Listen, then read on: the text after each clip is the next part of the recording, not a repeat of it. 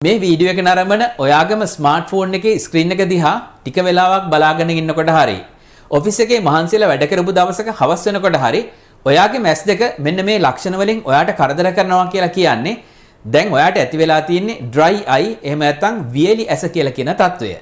හැමදාම බෙහෙත් වක් කර ඉන්නේ නැතුව මේකෙන් ස්ථිර විසඳුමක් ගන්න පුළුවන් ක්‍රමයක් තියෙනවද කියලා අද වීඩියෝ එකෙන් කතා කරලා බලමු.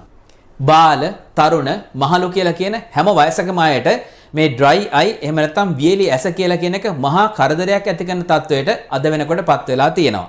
එහෙමපත් වෙන්න හේතුව තමයි ඒකෙන් ඇති කරන මෙන්න මේ ලක්ෂණ ටික. ඔයාට දැනෙනවද කිසිම හේතුවක් නැතුව සමහරක් වෙලාවට ඇහැ ඇතුළට වැලි කැටයක් රොඩු කෑල්ලක් ගියා වගේ කැවෙන අවස්ථාවක්. නැත්නම් සමහරක් වෙලාවට දැවිල්ල ගන්න වගේ තත්වයක්. එහෙමත් නැත්නම් ඇහැ ටිකක් රතු වෙලා තියෙනවා. නැත්නම් කඳුළු ගන්නවා වගේ අවස්ථාවකුත් මේත් එක්කම එන්න පුළුවන්. ඒ විතරකුත් නෙමෙයි ආලෝකය බලන දැඩි අපහසුතාවයක්. ඒ අපහසුතාවය කොච්චරද කියනවනම් සමහරක් අය ආලෝකය ඊටාත්ම අඩු කරලා තමන්ගේ ස්ක්‍රීන් එකේ ඩාර්ක් මෝඩ් එක පාවිච්චි කරන්නත් මේක එක හේතුවක් වෙලා තියෙනවා. එතනින් මේක නවතින්නේ නැහැ. සමහරක් වෙලාවට ඔයාටම අත්දකින්න හම්බ වෙනවා. උදේ හොඳ අපූර්වවට පෙනිච්ච ඇහැ හවස් වෙනකොට ටිකක් බොඳ ගතියක් නැත්නම් බ්ලරි විෂන් එකක් ඇති වෙමින් එනවා. විශේෂයෙන්ම මේ බොඳ ගතිය ඇති වෙන්නේ දවස අවසානයේට කිට්ටු වෙනකොට තමයි. එහෙමනම් හරි. මේ ලක්ෂණ එකක් හෝ කීපයක් තියෙනවා කියලා කියන්නේ ඔයාගේ ඇහි dry eye නැත්නම් වියලි ඇසේ තත්වය දැන් ඇති වෙලා තියෙනවා කියන එකයි.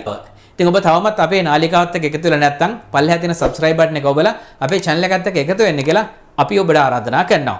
ඒ වගේම ඔබටත් මේ dry eye එහෙම නැත්නම් වියලි ඇහැ තත්වයක් ඇති වෙලා තියෙනවා නම් ඒකට ඔබ ගත්ත ක්‍රියාමාර්ග සහ ඔබට ලැබුණු ප්‍රතිඵලයන් ගැන අනිත් අයගේ දැන ගැනීම සඳහා කමෙන්ට් එකකින් අපිට යොමු කරන්න කියලා ඔබට අපි ආරාධනා කරනවා. මේකෙන් වලකින්න අපිට ලැබෙන උපදේශය තමයි නොයෙකුත් ආකාරයේ බිඳු වර්ග ඇහැට යොදන්න කියන එක. නමුත් ඒක తాවකාලික විසඳුමක්නේ.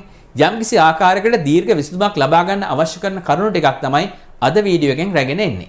මේ කරුණු විස්තර සහිතව කතා කරන්න කලින් මතක් කරන්න ඕන වැදගත්ම කාරණා කීපයකුත් තියෙනවා. ඒක තමයි අපි කලින් කතා කරා dry eye වල එක ලක්ෂණයක් හැටියට රතු ඇස නැත්නම් ඇසේ රතු ගතියක් ඇති වෙනවා කියලා. මේ ඇහි රතු ගතිය කියලා කියන එක ඇති වෙන්න dry eye කියලා කියන තත්වයට අමතරව නැත්නම් මේ වියලි ඇසට අමතරව තවත් හේතු කාරණා කීපයක් බලපාන්න පුළුවන්.